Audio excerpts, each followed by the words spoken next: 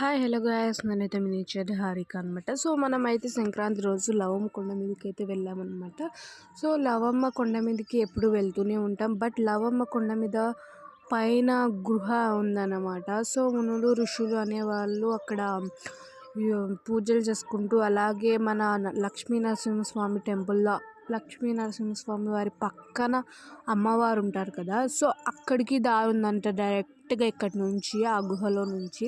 So ఆ గుహ ఏంటి అనేది అయితే నేనైతే చూపించేస్తాను. ఆ మెటుకులు ఎక్కే లోపే చాలా అలసిపోయామన్నమాట. ఇంకా ఫైనల్గా పైకి అయితే వచ్చేసాము. పైన ఎన్విరాన్మెంట్ కూడా చాలా బాగుంది. సో ఆ గుండె అనమాట, గుహలో లోపలికి వెళ్తే అక్కడ మునులు అనేవాళ్ళు పూజ చేసుకుంటూ ఎప్పుడూ ఉండేవాళ్ళు అనమాట. ఇక్కడ నుంచే వాళ్ళకు అక్కడికి వెళ్ళి పూజలు చేసుకునేవాళ్ళంట. అంటే సప్త ఋషులకి గృహలో దారి అనమాట, అంటే ఈ దారిలో వెళ్ళే వాళ్ళే. ఇంకా ఫైనల్గా మేమైతే లోపల ఎప్పుడు చూడలేదు కాబట్టి ఫస్ట్ టైం చూడడానికి అయితే మేము, మా సిస్టర్, అలాగే నా కోడలి, ఇంకా మా పెద్ద సిస్టర్ కూడా ఉంది, కెమెరా వీడియోస్ తీస్తుందనమాట. ఇంక ఇక్కడ నుంచి అయితే వంకొనే వెళ్ళాలి దేవుడి దగ్గరికి వెళ్ళే కొద్దీ. సో అక్కడైతే కొద్దిగా నిలబడడానికి ప్లేస్ అయితే ఉందన్నమాట. ఇంకా దర్శనానికి అయితే చాలామంది వెళ్ళారు.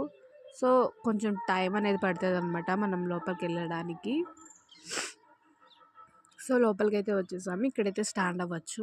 చూడండి మునులు ఋషులు, అలాగే అంటే చెడు చేసే వాళ్ళకి కొంచెం బాడీ అలాగే హెడ్ అవన్నీ లేకుండా ఎలా కట్ చేసేస్తారో చూడండి. అక్కడ ఒక రెండు, అక్కడ ఒకటి ఉన్నాయన్నమాట. సో టెంపుల్కి దారి కాబట్టి అక్కడ నరసింహస్వామి ఫోటోని పెట్టి పూజ చేస్తున్నారు. ఇంకా ఫైనల్లీ పార్ట్ 2 చూపిస్తానన్నమాట. అక్కడైతే కదిరి లక్ష్మి, అంటే కదిరికి పేరు ఎలా వచ్చింది, లేదంటే కార్తీకి పేరు అనేది ఎలా పెట్టారు, అలాగే శ్రీవారి అంటే లక్ష్మీ నరసింహస్వామి పాదం మోపారు కదా, సో ఇక్కడ పాదాలు కూడా ఉన్నాయి. అవి కూడా పార్ట్ 2లో చూపిస్తాను. వెయిట్ చేసేయండి. Okay, thank you so much. Bye, I love you.